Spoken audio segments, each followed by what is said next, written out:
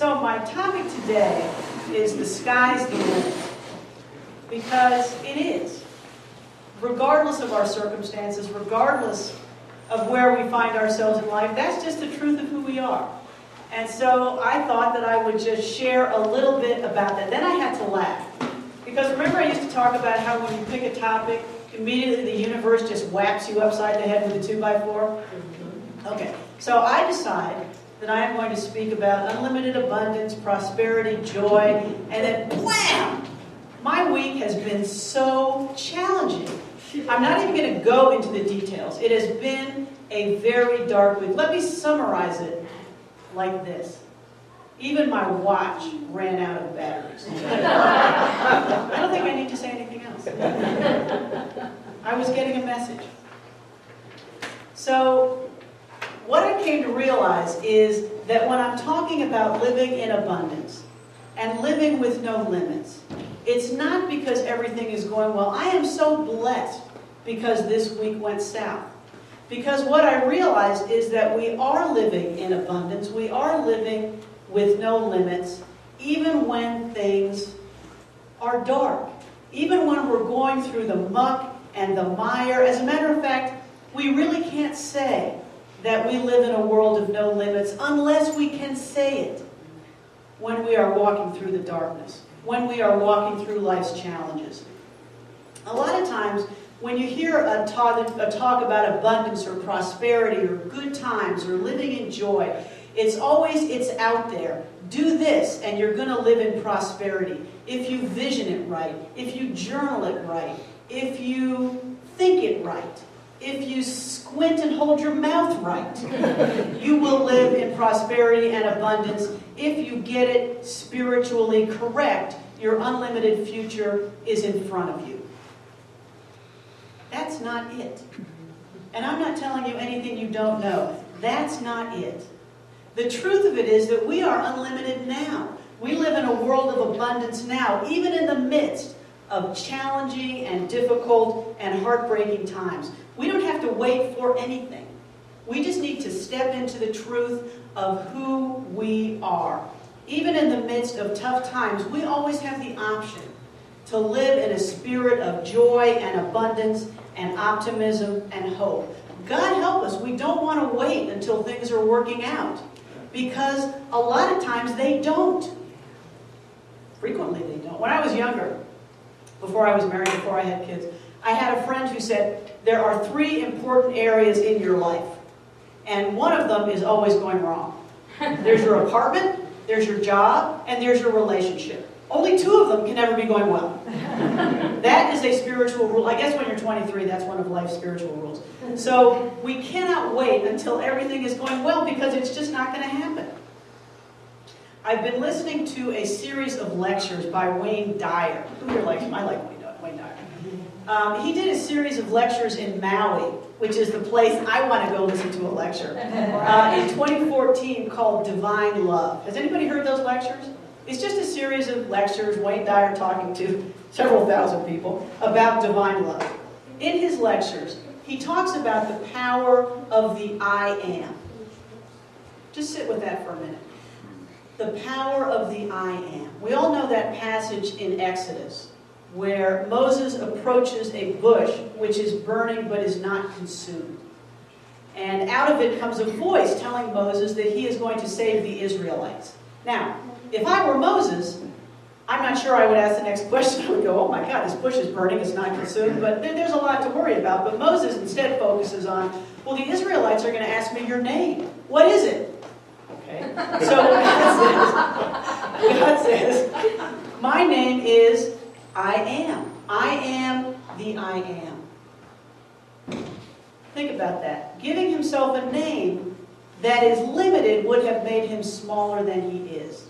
I am that I am.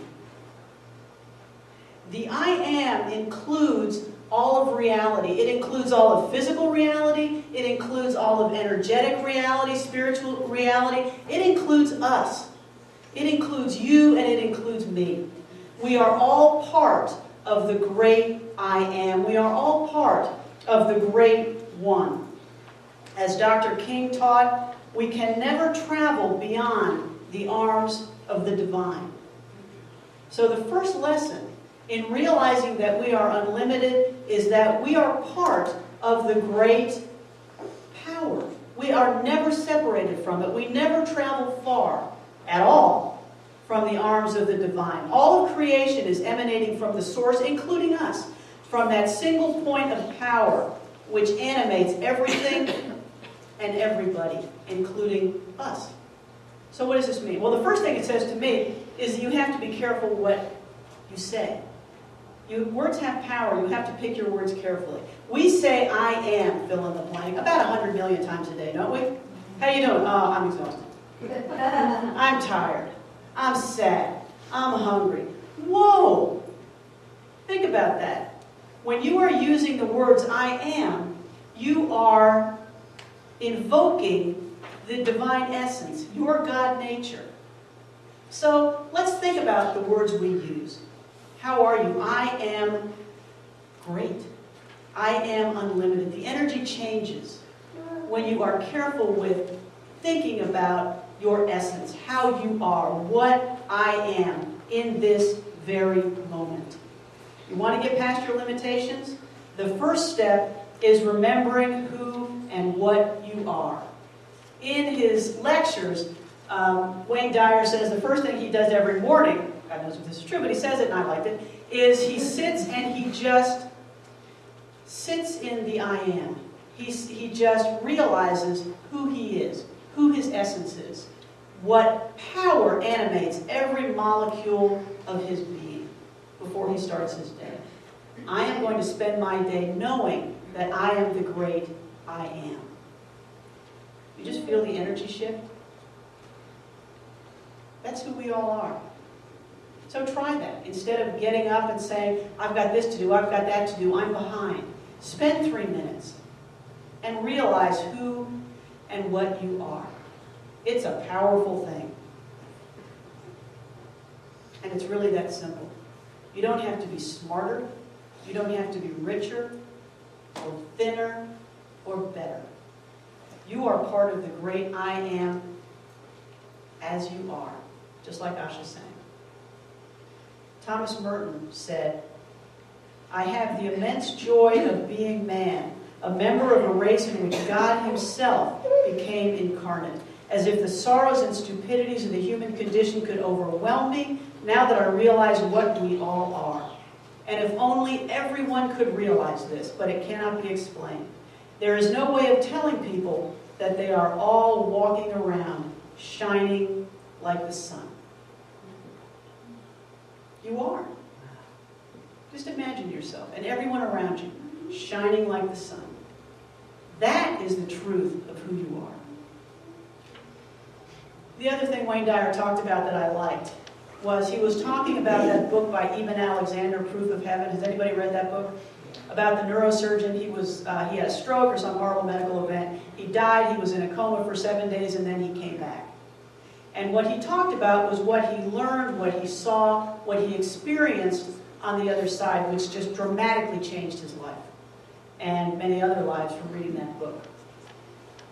He learned 3 things. He capsulized 3 things, which I just want to communicate because I think they're important. The first is that you are loved and you are cherished, just as you are. You are loved and you are cherished. The second is that you have nothing to fear. Think about that. The third is that you can do nothing wrong. Imagine if we lived our lives as if we believed those things were true. You are loved and you are cherished, just as you are. You have nothing to fear, and you can do nothing wrong. How would our lives change? That's the truth of who you are. In reality, in truth with a capital T, that is who you are. I think we need to think about that every now and then. You know, they say when you're giving a talk, there's really only one topic. You know, every week you try to think of different topics and make them interesting. There's really only one topic. Is how do we live our lives in peace in love, in harmony, in contentment, in service. Isn't that the ultimate goal of our spiritual practices? To burn ourselves down to the point where we just live as love. We live in peace. We live in harmony, and we live in joy. That's what it's all about. How we express that universal truth in ourselves, in every interaction, in every choice we make. Not just here on Sundays. I think that's why we love to come here. That's why I love to come here. I often say it. Because for 2 hours, we get to live like we should always. We are open, we are loving, we are honest, we support each other. We remind each other that's the way to live so that we can go out those doors and do it out there.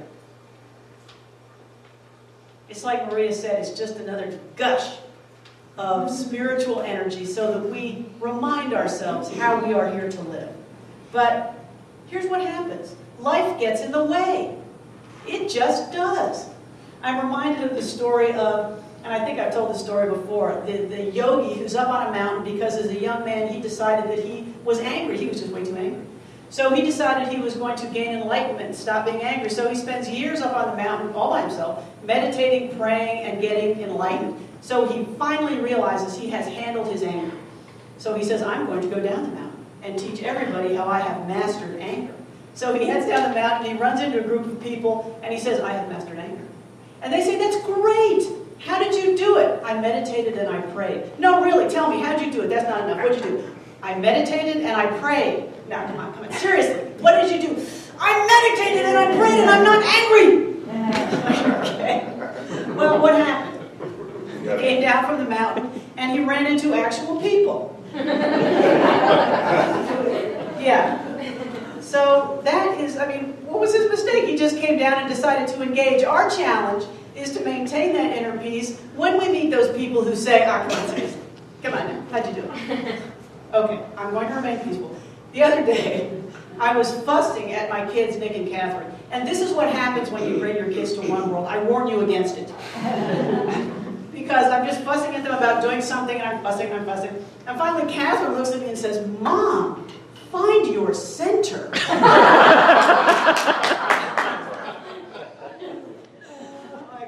I'm being punished. My center is in the next county at this point, but you're right. I am going to find your center. So how do we do that? How do we keep our eyes on the prize, especially when we so often get in our own way?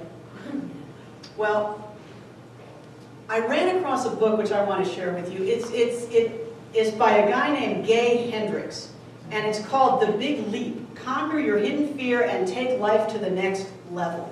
It's not a particularly spiritual book, but I really like the principles in it because he talked about how we get in our own way, which is what we're talking about now. He said we set up limitations. We set up tapes in our heads which impose limitations. He identifies a phenomenon which he calls the upper limit problem. Have you ever heard of that? The upper limit problem. He says, and he says it in many pages, this is the Melanie Eyre Cliff's Note version, that we each have kind of an internal thermostat, which we set based on tapes which we have played ourselves or which others have played for us, that gives us only so far to go, only so much success to have, only so much happiness to have, only so much fun to have. We set it ourselves. The universe doesn't set us for us. The universe is telling us there is no thermostat. Take that thermostat and bag it. No, we do it to ourselves. We are the ones who say, I can only be so happy. I can only have so much success. When we reach that thermostat, that point, we sabotage ourselves. We unconsciously sabotage ourselves. How do we do it? Can everybody here think of a way where we sabotage ourselves by playing those tapes? I don't need a show of hands. But what we do is, okay, so we have a project at work. We mess it up. We don't return phone calls we're supposed to return. I am way guilty of that. I don't need a show of hands on that either. We just take actions which internally and subconsciously sabotage what we're doing. We're having a good, joyful day. We're having a wonderful day. What happens? We instantly start thinking about terrible things that are going to happen in the future. How often does that happen? You're happy, all of a sudden, let's start worrying about something. This might happen. Let's start building detail about how this is going to happen. Let's figure out how it's going to be the worst tragedy of life, and all of a sudden the joy you were feeling 5 minutes earlier is turned into gut-wrenching panic. What a successful transition that's been. We allow ourselves only so much joy. For the next week, let's just think about this. Let's be aware of the limitations we put on ourselves. Let's try to be aware of what our upper threshold limits are. Just be aware of it. When you're in a situation, what tapes are you playing? When you react to something, what limits are you setting on yourself? What voice is playing in your head? I know I do it. I mean, I can talk to other people who have read books I haven't read, or have insights I haven't had. What do I say to myself? I'm like, God, I wish I knew that. I wish I knew that. It's like, no, why don't you just celebrate the fact that they know it? You don't have to always turn something into an opportunity to think less of yourself. I think what we need to realize is that the universe conspires for our joy, for our good. There is nothing in the universe that is playing those limiting tapes for us. We are wired to live in joy. We are wired to live large. And all we have to do is just step into it and do it. I did an interview about a week ago for a public TV show called Find It Naturally. It was hosted by a really nice guy who actually has been here at One World, called Steve Connolly. And as we were talking, he said, I'm going to spring some questions on you just for fun. I'm like, yeah, that's my definition of fun. So we're talking about One World and spirituality, and he looks at me and says, so, what do you do for fun? Oh my God. What do I do for what? And then he said, aha, what did you think of? What ran through your head when I asked you what you do for fun? Was it that you don't deserve fun? And I said, well, to be honest with you, I couldn't think of anything I did for fun. But, you know, that was another thing that ran through my mind. Fun, who has a right to have fun? I have a lot of things I do. I don't deserve fun. I deserve a little bit of fun. But what do I do for fun? Just an unlimited fun activity? I had a tape that I really don't do things for fun. I work, I do this, I do that. But when somebody asked me what I do for fun, it was a whole new paradigm. Well, you know, we all need to do things for fun. My thinking that I didn't have time for fun was just a limitation that I impose. Okay, parenthetically, what I said I do for fun is I like to play golf. So anybody who wants to play golf, just see me after the service. Okay. Another way we impose limits on ourselves is, as I referenced earlier, by comparing ourselves to others. Have you noticed when we compare ourselves to others, we always end up with the short straw? Do you ever compare yourself to others? I'm way better than him. I'm way better looking than her. No, the only purpose we compare ourselves to others is so that we can feel bad. Why do we do that? Again, it's those limiting tapes that we play. The voices that other people have put in there or that we've put in there. And my point today is just be aware of it. It's not the truth of who you are. The Bible says in Psalms that we are fearfully and wonderfully made. You are fearfully and wonderfully made. You are fearfully and wonderfully made to be exactly who you are. We are here, as Asha sang in that wonderful song, to live our joy, to do our work, to be ourselves. Each of us is, and this is nothing new, each of us is created with a unique set of attributes, gifts, challenges, desires for us to use. Our obligation here is not to get in our way. It's to use them. As George Bernard Shaw said, I want to be thoroughly used up when I die.